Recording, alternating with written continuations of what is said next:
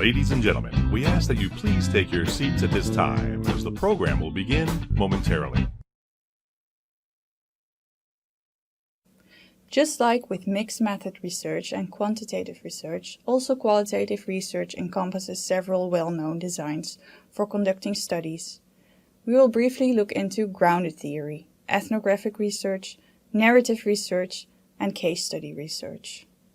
Grounded theory is a systematic methodology and wants to provide an explanation behind the events. The primary purpose of this design is to evolve or ground a theory in the context in which the phenomenon under study occurs. This research methodology uses inductive reasoning, in contrast to the deductive model that is often used in, for example, quantitative research. You use primarily interviews and existing documents to build a theory based on the data. With open or actual coding, you then look for emerging themes and patterns in order to build a theory that explains the phenomenon under study. Grounded theory can help inform, for example, design decisions by better understanding how a community of users currently uses a product or performs tasks. Ethnographic research is probably the most well-known and applicable type of qualitative research design. In ethnography, you immerse yourself in the target participant's environment to understand the goals, challenges, and motivations.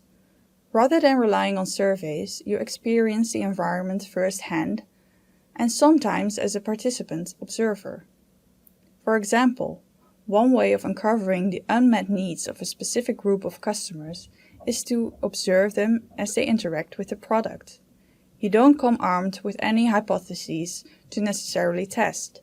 Rather, you're looking to find out how a product is used.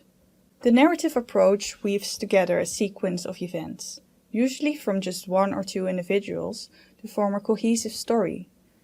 It is common to conduct in-depth interviews, read documents, and look for themes. In other words, how does an individual story illustrate the larger life influences that created it? Often, interviews are conducted over weeks, months, or even years, but the final narrative doesn't need to be in chronological order. Rather, it can be presented as a story or narrative with themes and can reconcile conflicting stories and highlight tensions and challenges, which can be opportunities for innovation. The purpose of narrative research is to produce a deep understanding of dynamic processes. No effort is made to generalize about populations.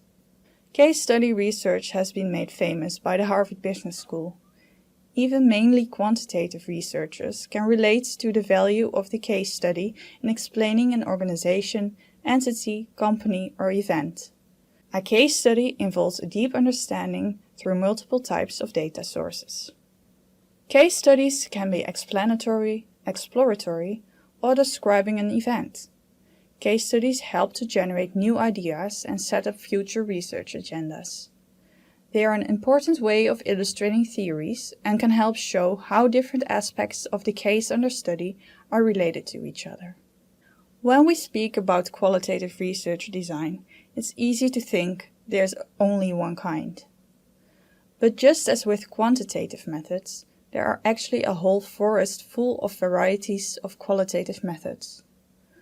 While the designs generally use similar data collection techniques, such as observation, interviews, and reviewing text, the purpose of the study differentiates them. And like classifying different usability studies, the differences between the methods can be a bit blurry. However, having an overview of these four bigger categories might help you already to see and identify the differences. For more specific information about these designs and accompanying methods, there is more than enough literature available to get into more detail.